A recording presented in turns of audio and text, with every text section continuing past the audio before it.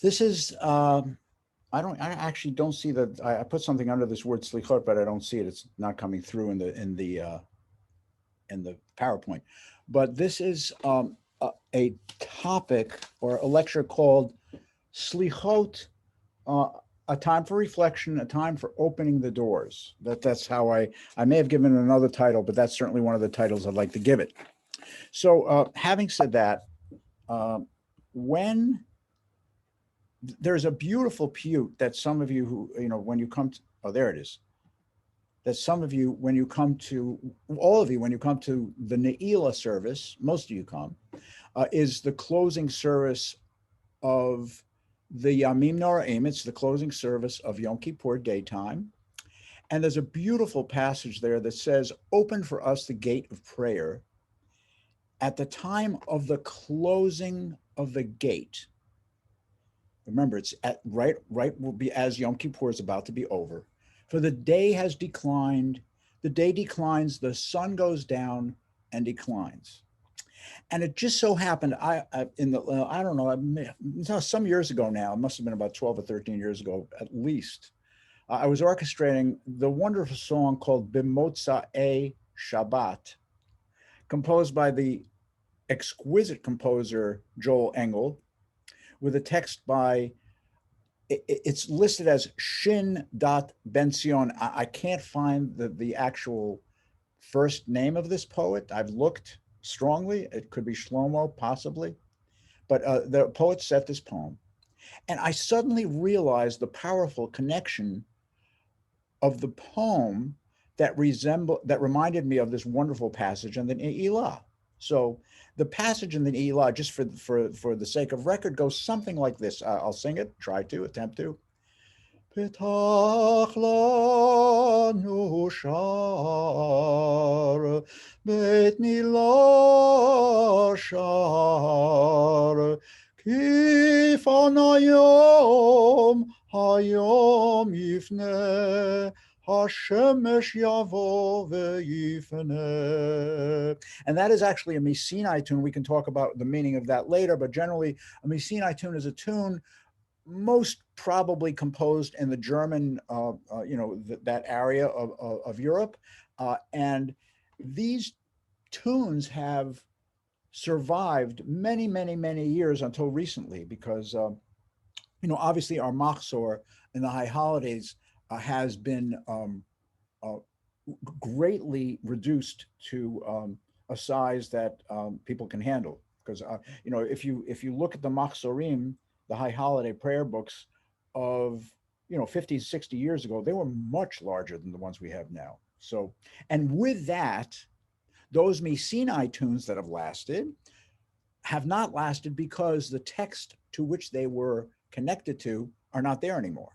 So that's a horse of a different story, or a different garage, as they say. But what was interesting for me, where is the connection between if I can use the arrow, the Petach Lanu Sha'ar, open us for the gates of prayer, at the time, Be'et Ne'ilat Sha'ar. Ne'ilat means the closing, the shutting of a door, okay? And in this poem, it says, Hashemesh ze yavo. I'm just going to do the first two lines. Yom Shabbat ze yifneh. Now, if I can take this cursor, it says, Hayom yifneh, the day declines, Yom Shabbat ze yifneh. So rather than the day declines, it's Shabbat is declining. And then look at the last line. This is kind of inverted. Hashemesh yavo v'yifneh. The sun goes down and declines. And here, if you'll take Hashemesh ze yavo, he adds the word ze, and let's skip the word Yom Shabbat ze, yifneh. Hashemesh yavo v'yifneh. Hashemesh yavo v'yifneh. So it's very, very powerful to me that the closing of the Ne'ilah, of the Yom Kippur service, okay, has the same texts or referential that this poet put in of the poem that closes Shabbat. And again, the sun is setting is very important because the poem that closes Shabbat is a prelude in this coming weekend, to the Selichot service, which is done traditionally at midnight. It's it's not it's a midnight vigil. If I can, I want to play you first the song by Yoel Engel, and he's a composer that I'm sure most of you know. I have great, I'm in awe of how he sets text. Now, this is my orchestration. A wonderful singer, Lynn Torgov, sang this piece. And this is B'Motzei Shabbat. There is translation in the video that I set up.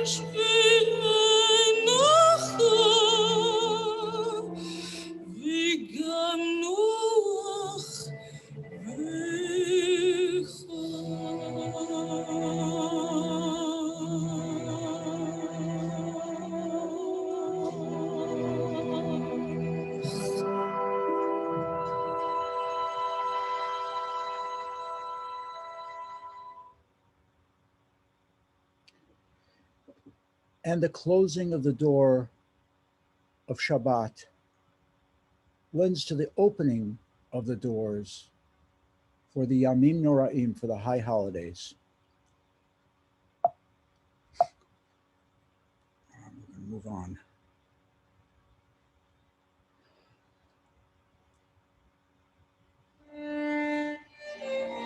In the Ashkenazi rite, the formal first Selichot service takes place at midnight, as I mentioned, on the Saturday prior to Rosh Hashanah, or if there are less than 4 days between that Saturday and Rosh Hashanah, it's the previous Saturday, as it is the case this year. The Ashkenazic Jewish world begins its recitation of Selichot this Saturday night. Our Sephardic brethren, however, have already been reciting their version of Selichot for the whole month of Elul. So that's for 2-3 weeks already. All these prayers center around the continued recitation of the 13 attributes of the Almighty, of God, as revealed to Moses after Israel had that incident with the golden calf. In these prayers, we appeal for God's mercy and forgiveness as we approach the days of judgment and awe. The custom of reciting these kind of Selichot prayers is a very ancient one, dating back at least to the 6th century in Jewish Babylonia. Almost every rabbinic figure throughout the 15th century tried his hand in composing Selichot. I should say through the 15th century tried his hand in composing Selichot. Out of the thousands and thousands of poems written, a few hundred have been incorporated into the standard ritual of what we call the Selichot prayer. There are so many. There's great Sephardic poets, Yehuda Halevi, Abraham ibn Ezra, Shlomo ibn Gavriel. Ashkenazic poets include Rashi's grandson, Rabbi Shmuel ben Meir, and then other notable French, German, and Austrian scholars all wrote poetry. So this rabbinic poet club, great poets, all took part in this project of poetry and prayer. So poetry was, at one point in Jewish religious life, very, very important. Also as part of Jewish culture. In the Sephardic world, the golden age of Spanish Jewry, and even after that, Hebrew poetry was flourished. It really was an active art form.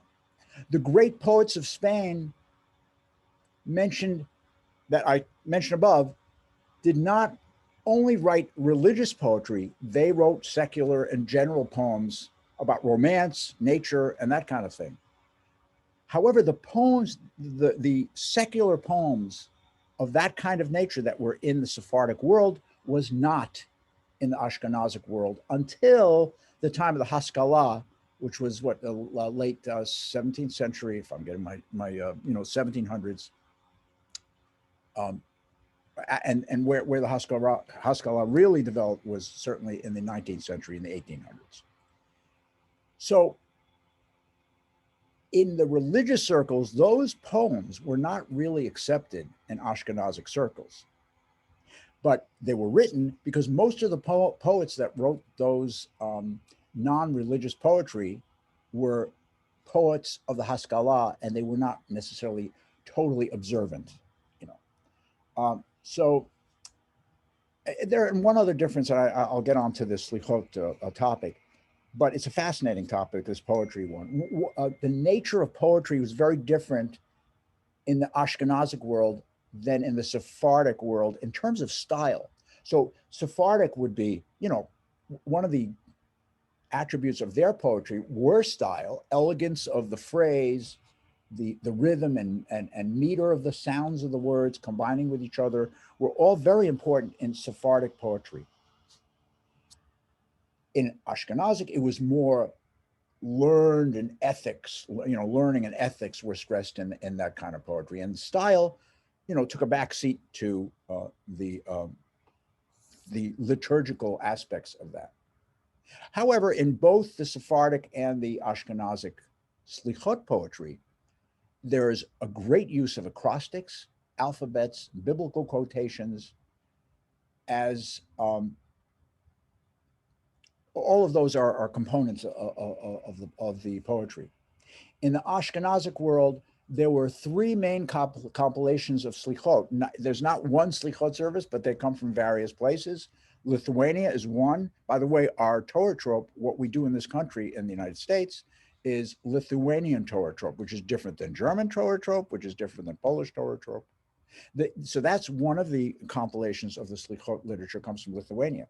The second comes from a country right next door, Poland, and is more of has more of a Hasidic element to it.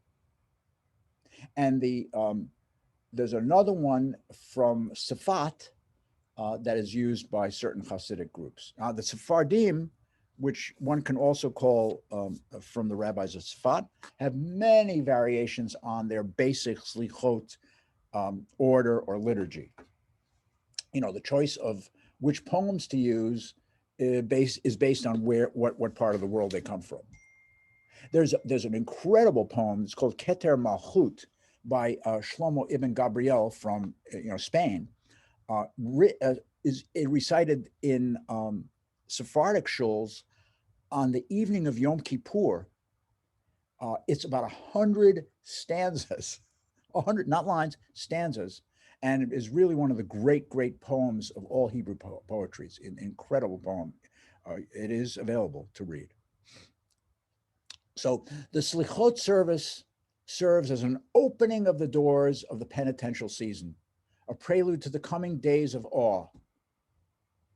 Apart from the services on Yom Kippur itself, only this kind of inaugural recitation of the Slichot liturgy is filled with tremendous creativity that encourages both personal and collective self-examination as a member of the kahal, of the congregation.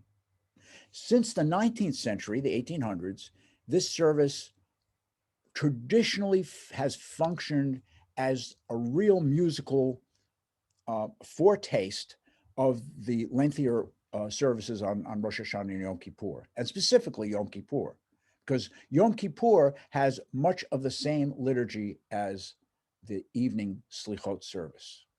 By the way, Slichot, it comes from the word slicha. Slicha, some of you know, means I forgive you, or the act of forgiveness.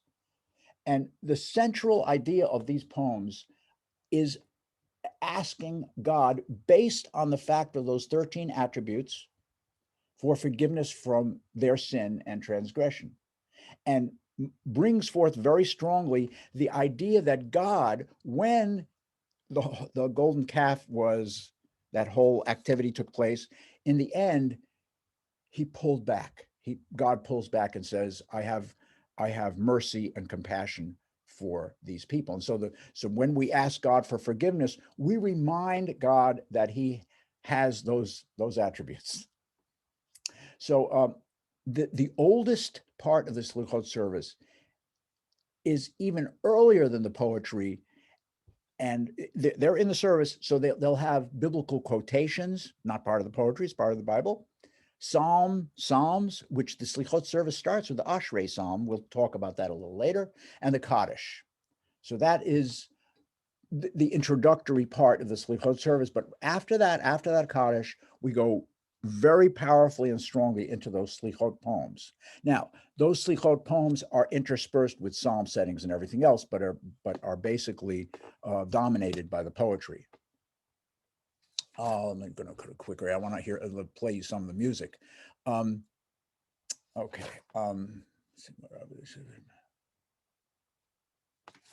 Okay, let's talk a little about allusions to the text, to biblical incidents and expressions. These slichot, these supplications, provide two levels, as I mentioned before, of prayer: personal and communal. On the personal level, they give expression to the individual's desire for atonement, her acknowledgement of responsibility of our actions, and not only actions, their consequences.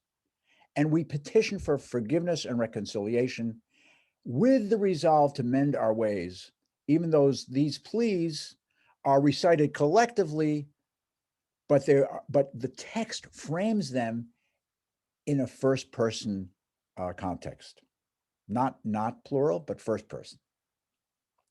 I'm going to move on here. The Selichot literature expands in response to persecutions and communal suffering, specifically intense persecution and massacres during the 12th century. For example, especially in connection with the Crusades, that generated many new poems from the Rhineland areas. Poets such as Ephraim ben Yitzchak of Regensburg and Eliezer ben Natan, in these poems, describe the carnage attached to the Crusades in 1096 and 1146 in the verse of these poems. And this is another, I believe this is a photograph of the Battle of 1146, the Crusade, I should say, of 1146.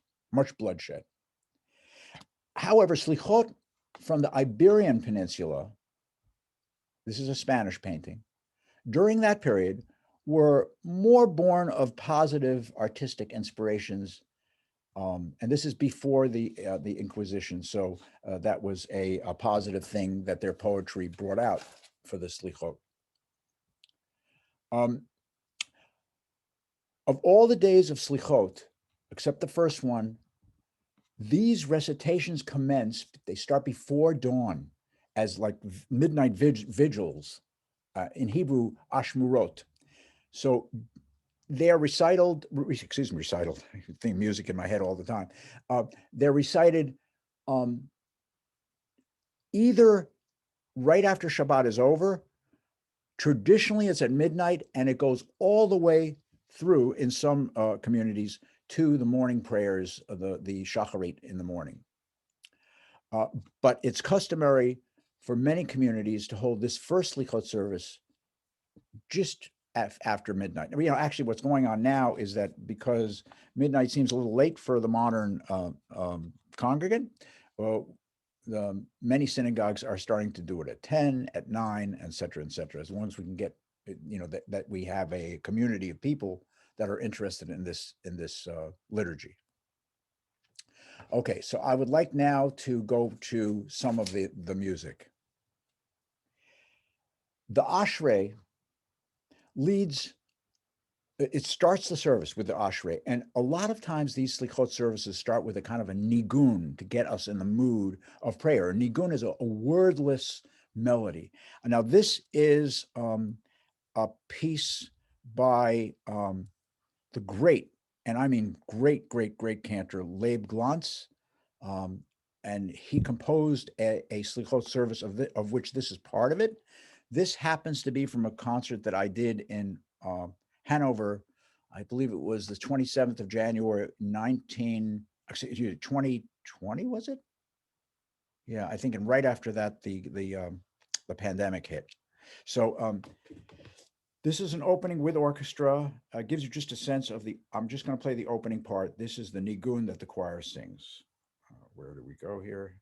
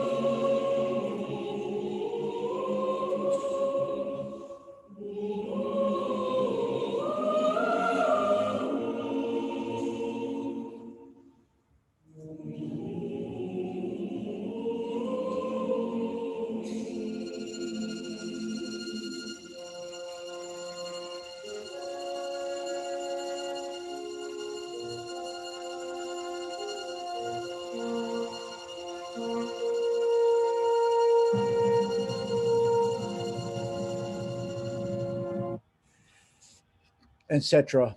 I want to now, that was a nigun. They sang without Hebrew words. This is also a kind of a nigun, and this is with the great Naftali Hershtig and the Great Synagogue Choir in Jerusalem.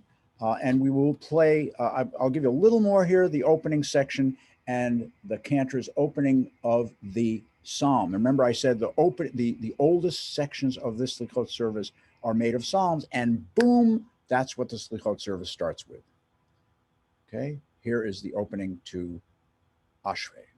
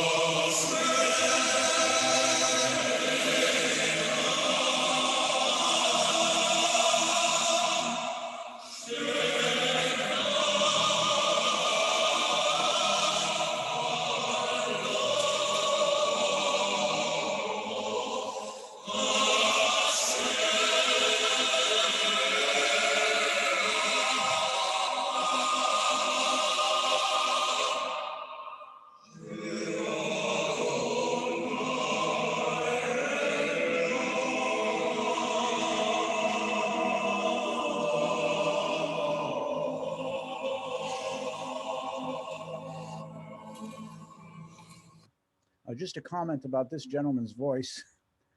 It is, for my money, no one like him. No one. No, the voice is sublime, and he was a great and is an inspiring factor in how I look at liturgy. He wasn't my private teacher, but I sang in the choir with him for over a year. And when I go back to Israel, when I have gone back to Israel, and when he was there, I would join the choir just because it was just a kind of a battery boost to hear him.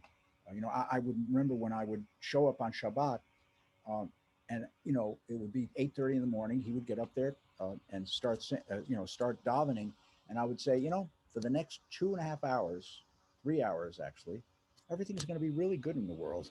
And then just it was stunning. She's just the most stunning singer. Um, let's move on. The next, what I'd like to show is, a matter of fact, I'm going to move a little further. And the next thing that happens in the, let me just check for a second. I'm sorry. In the service is the Kaddish. And this Kaddish is also based on the melodies that the Kaddish is sung to before the Musaf Amidah in the daytime on Rosh Hashanah and Yom Kippur. This is a Misinai tune, Kaddish. You'll recognize the melody because people do it similarly everywhere. It comes from, as I said, these Misinai tunes come from the Rhineland in the Middle Ages. They are a fixed practice in all Ashkenazi synagogues. This particular tune, is also employed in this first Selichot, as you will hear, and it's basically an anticipation for what will happen in the High Holidays coming up. Let's listen to at least a little of it. You'll recognize it. This is Cantor Ozzy Schwartz.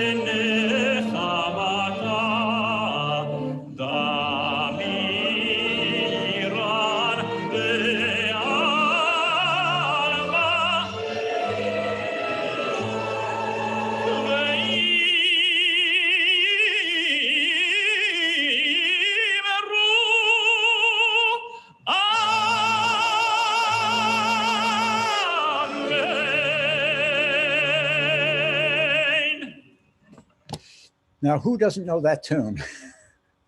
That is the Kaddish. The next thing that happens is one of the other psalms, L'chuna ranana, come, let us sing unto the Lord, let us rejoice before the rock who is our unflailing help.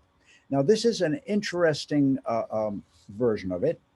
This is a Carlebach Haneshamalach, and that's the last part of this psalm. The Haneshamalach, the soul of man is thine, and his body is thy creation. And here's the key word: have compassion on your handiwork. And this is the reason why I include this is it's not a cantorial expression, but it is what is very, very popular in American synagogues right now, a kind of a group singing Hanasham Allah with guitars. By the way, this probably is an Orthodox group, but after Shabbat on Saturday night, traditionally you can play instruments and that kind of thing, whereas it would be not allowed in a traditional synagogue, a traditional Orthodox synagogue. So this is a little bit of the Hansham Allah. You can feel the kind of the group energy. Well, that's not what I was looking for. Sorry about that. Here we go.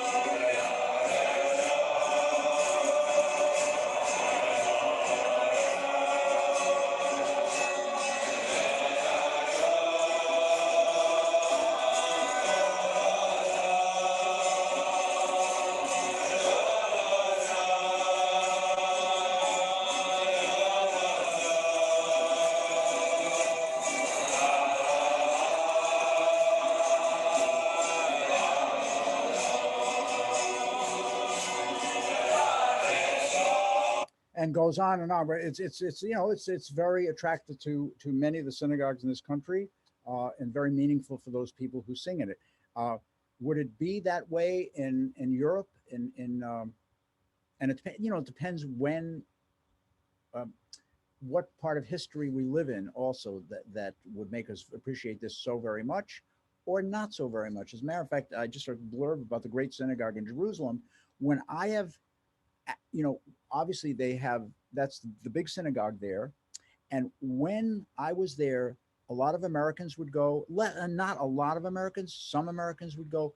It would be absolutely filled with British, filled to the rafters, because Americans would say, I don't want to have a concert for a service. The British would say, oh, just to hear this is so meaningful to me. So it's a matter of a cultural paradigm, I believe. What people feel more comfortable. I'm certain, that's certainly the case with classical music and other kinds of music too. So, with that, that is the Hanashamalach of Shlomo Carlebach. Those of you who know his music would recognize that's certainly his. The next piece is part of the piece called. One second, I'm sorry. B'motzei Menucha. No, excuse me, that's not it.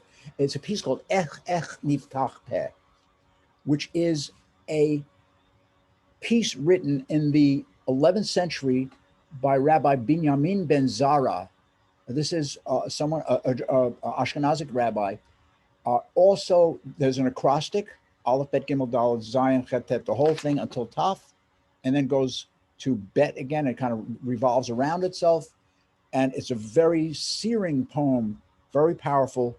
How shall we pray to thee who dwells on high? How dare we pray to thee who dwells on high?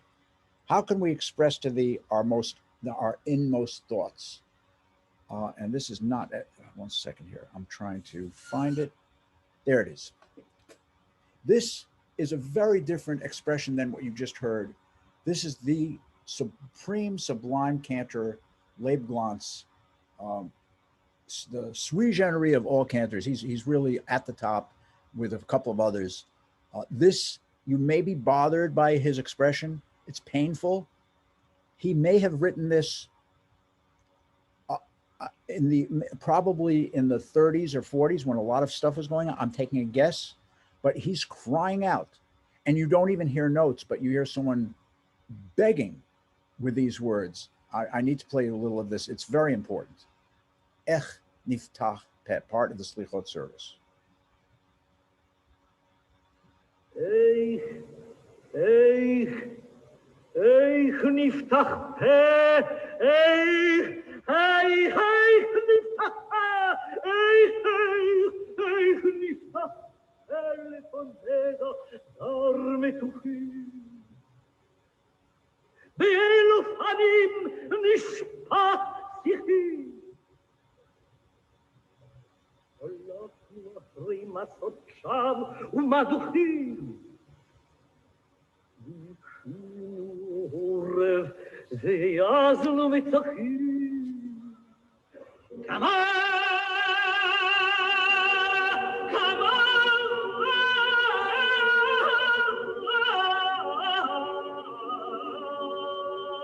כמה יסרטנו על יצירים ושלוחים, לא יקשבנו למורים ונשמע למוכיחים. ויעז ויד אתה עמידתי.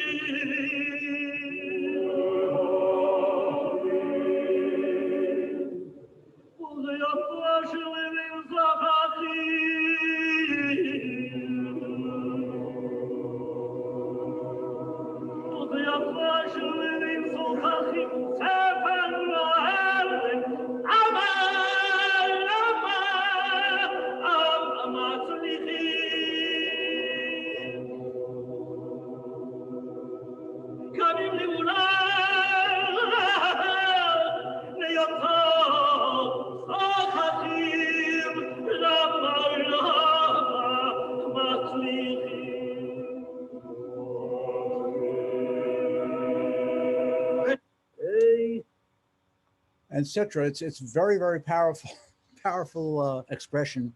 I would say that a cantor like that would not be hired by a synagogue in the United States or probably elsewhere right now. His mode of expression would be, um, I think people would be uncomfortable with it actually. But for me, it speaks titanically. And again, you have to know when he wrote it. He probably wrote it during the Shoah, or in that time where things were bad. He did go through the Shoah, and I believe his sister was murdered, and parts of his family. He then goes to Israel and is a the great cantor in Tel Aviv. Actually, teaches a lot of cantors there. Uh, um, Benny Meisner, one of them who used to sit at his table. Um, he was at his bar mitzvah. Benny Meisner was the cantor, is the cantor that just did a lecture about a couple months ago, wonderful lecture about the history of Chazanut. And we will move on. The next piece is called El Melech Yoshev by the great composer Zalvel Zilberts, one of the great choral composers in America, to have served previously as a choral director at one of Eastern Eastern Europe's kind of westernized and sophisticated, but still Orthodox synagogues known as the Chor Shul, which is a choir shul. So all these shuls had choir. As a matter of fact, any cantor worth his weight in anything had choirs. Because what the choir would do with that hum and note, you've heard in this last piece, the choir would kind of hum very quietly, which would allow Leib Glantz to stop and think, what will I do next? But it's like the glue that the cantor doesn't have to keep punching away, but the choir served not only as an expression of beauty, but allowed the cantor to stop for a second, think of what he was going to do, and continue on. So this is El Melech Yoshev, is one of Zavel Zilbert's best known synagogue works. The folks here from Bethel will recognize the last half of this work because we do it here. I may go to the last half. I'll play the first opening and then we'll move to the last half. You'll recognize it.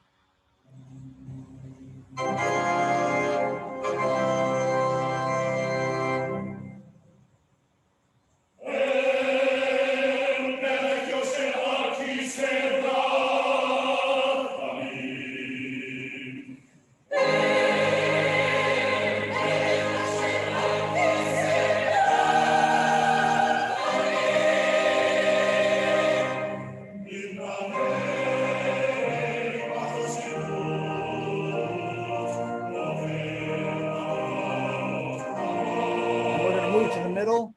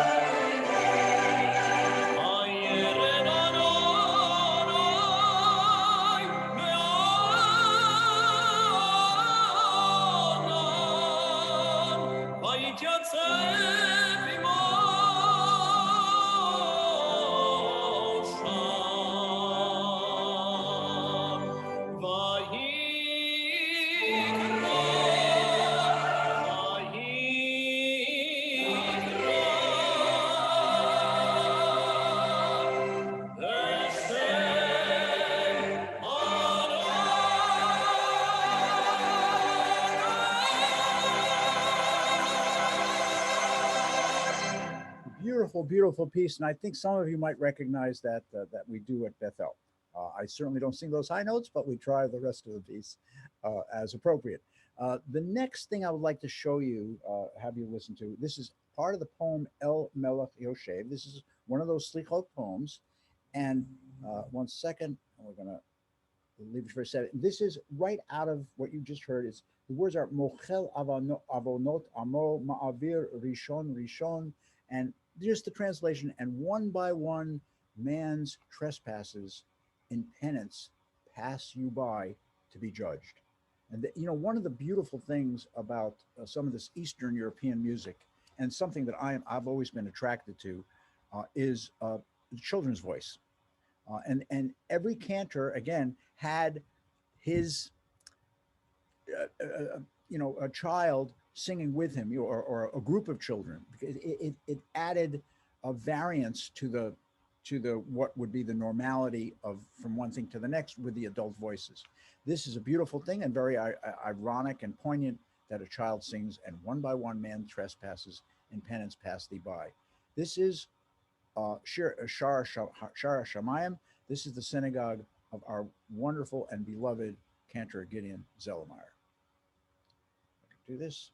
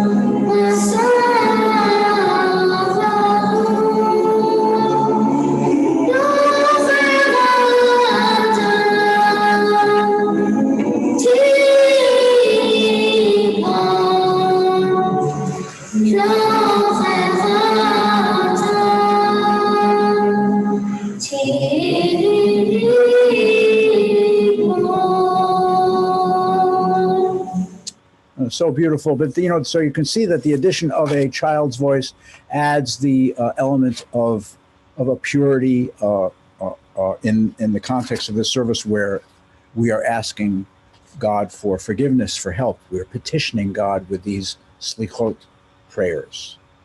Moving on, the next poem is called B'motza'ei Menucha.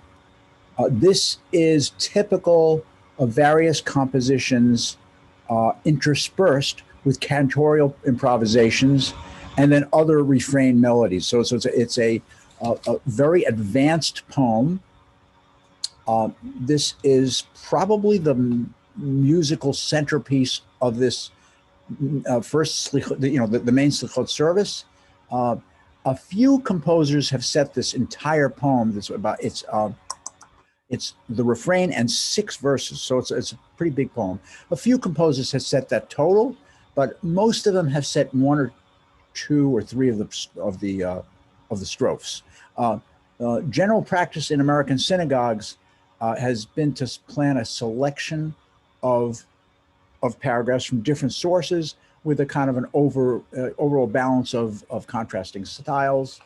And so let's listen to this opening of the B'motza'ei Menucha. Again, this is with Cantor Naftali Hershtig and a child solos, which I am almost 100% sure is a gentleman now. He's not a child anymore, by the name of Netanel Hershtig.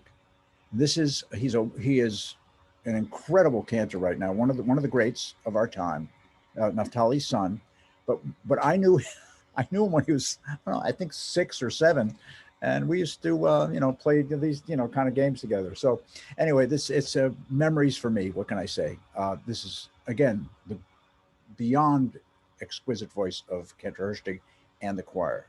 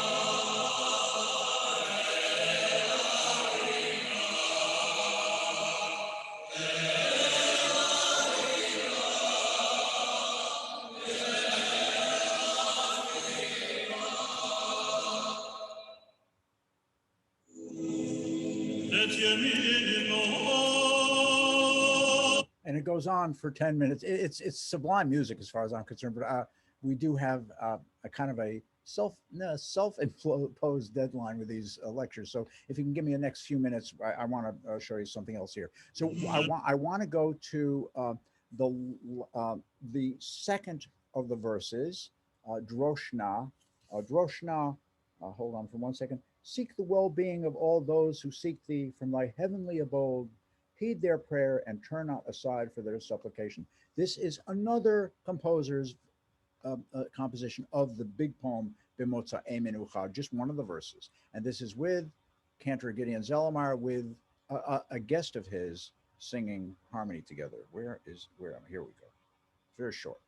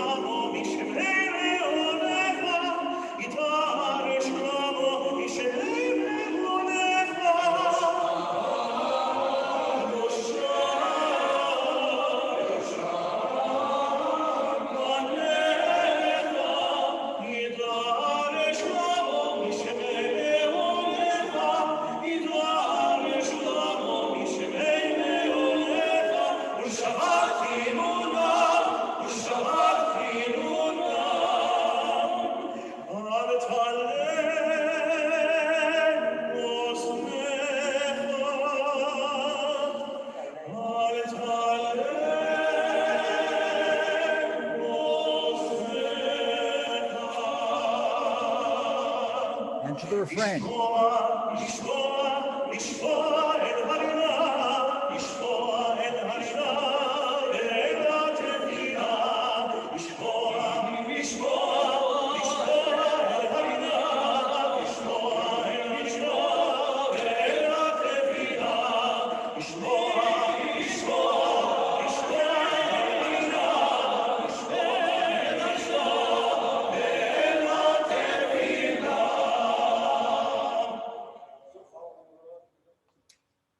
And we move on to, this is Ritzei Atiratam. This is, actually, you know what I want to do is go back to the last verse. I want to go to the verse before that. It's Penena, and it carries a kind of a different ethos than the Deroshna, which is a very gentle and beautiful. This is, consider our trials and not our transgressions. Worker of wonders, vindicate all those who cry unto thee. I'm moving back to, again, the great, hold on, Leib Glantz. So it's not in order here, but here we go. This is another one of my orchestrations with his voice on top of the orchestra, and then the choir sings that Lishmoa refrain at the end. So here we go. And again, you're going to hear a completely different worldview with this cantor.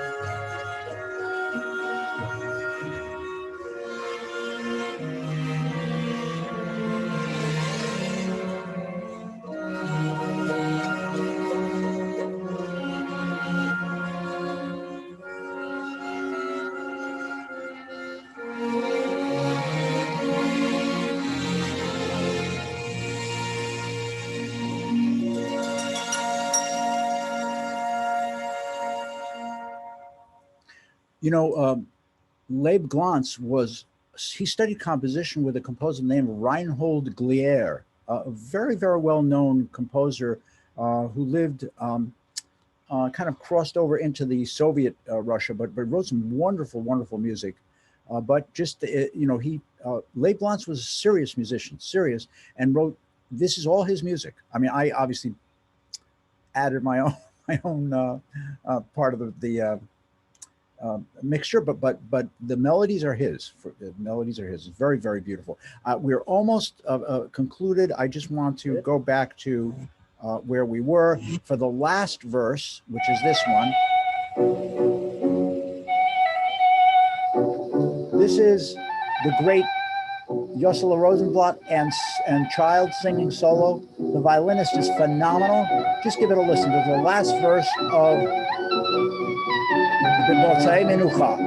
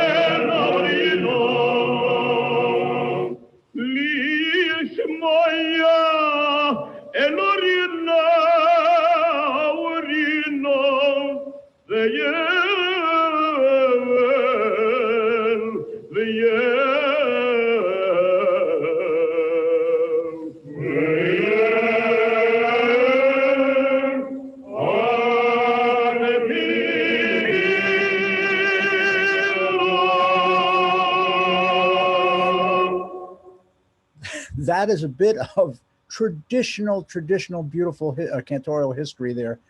Just the style, the pronunciation. I know. Maybe I spoke too long at the beginning, just explaining what this Selichot service is about. But I want to say that it is some of the most beautiful music in our literature. If you can allow me for a second of the Moshe Oisher, the Shema Kolenu, and then I'm going to move to a second of one other thing, and ending with the piece called Shomer Yisrael. Okay, this is Moshe Oisher, Shema Kolenu. Just a couple of just a taste.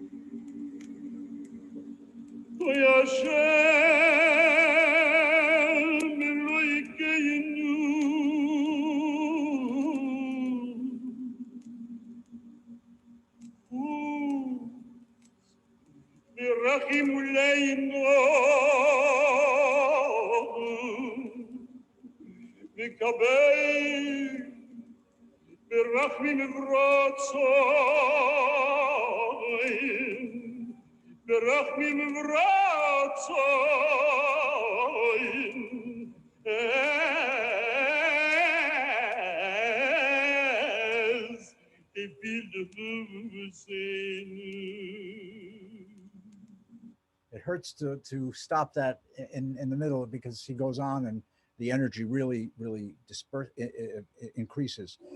The next is this incredible cantor. I forgot, I didn't put his name, but oh no, I'm going to skip this if you don't mind. This is the Machnise Racham. No, hold on. I did that one already. Let's go to the Oshamnu of David Reitman. The Machnise Rachamim is an incredible, beautiful piyut. We just don't have time for it now.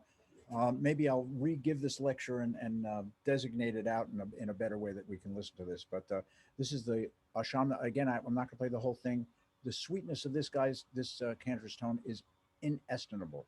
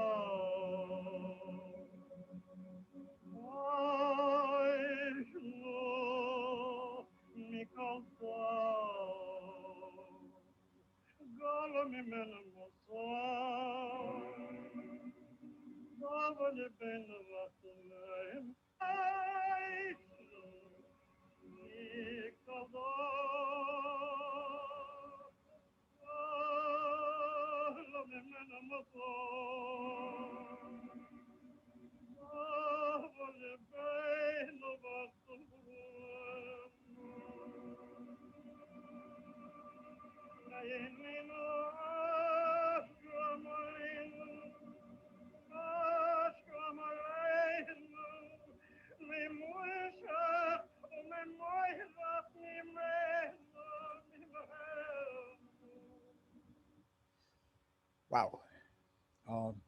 We move on, and this is the Shomer Yisrael with the former 6-year-old boy that used to sing with his father, Netanel Herstig, singing at the Hampton Synagogue with his wonderful choir and conductor. Again, when I play this stuff, you might want to look at the general text and get something out of that while you're listening.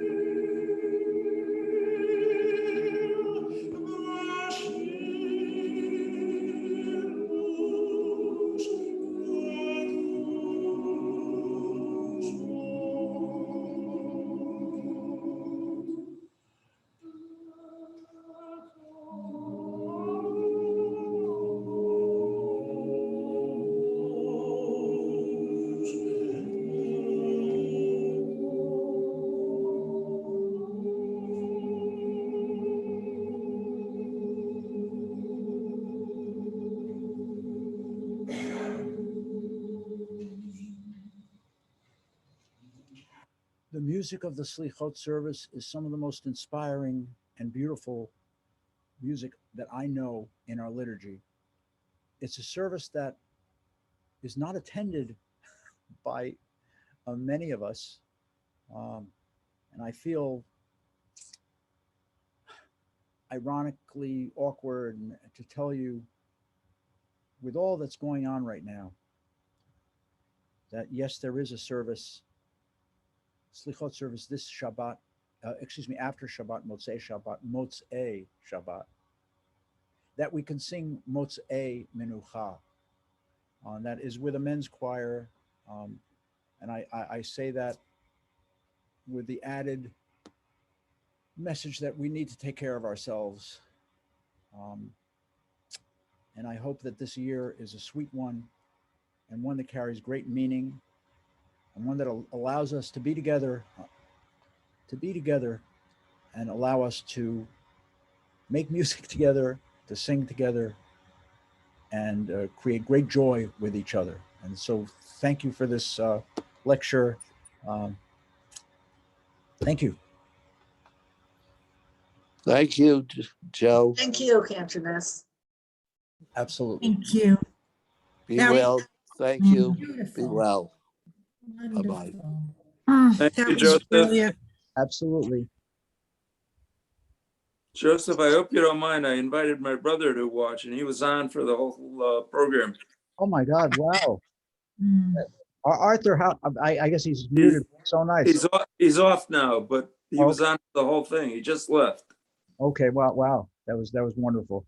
Again, thank you all for coming. It's a very tough time right now. It's hard for me to, for me, just to, because I'm my usual rhythms is to make music with people. And if those of you who are comfortable coming to the service on Saturday night, we will do some of this music and other stuff too. I actually, between you and this crowd and myself, I wrote a large part of a Slichot service for men's choir. And to be truthful, we've had, I don't know, there were 22, 23, 24, and now it's down to 14. Not because the men didn't want to do it, but it's tough, they have family and so I'm very caught in between and betwixt about everything. But I know that whether I'm a good musician, not a good musician, that's what I do, so, and I try to make music for the synagogue. And you do a great job. Well, thank you, I'm Roberta. sure everybody will agree with me. We always appreciate you, Joe. Thank you, Harold. Thank you so much. These lectures are amazing, and I thank you very much. But can I ask a question? Sure. I didn't take down the name of the cantor. His first name was Lieb, and he sings with great emotion. Oh, are you Glant. Labe Glantz? Lieb. What is the last name? Glantz.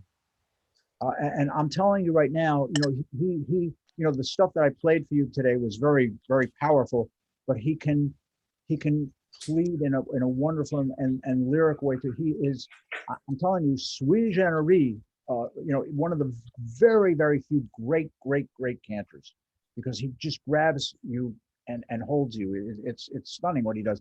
Plus, he's an incredible musician too. He wrote music. He was very singular minded about making the text speak, which, I think people take shortcuts about that. So All of the cantors were amazing, but he really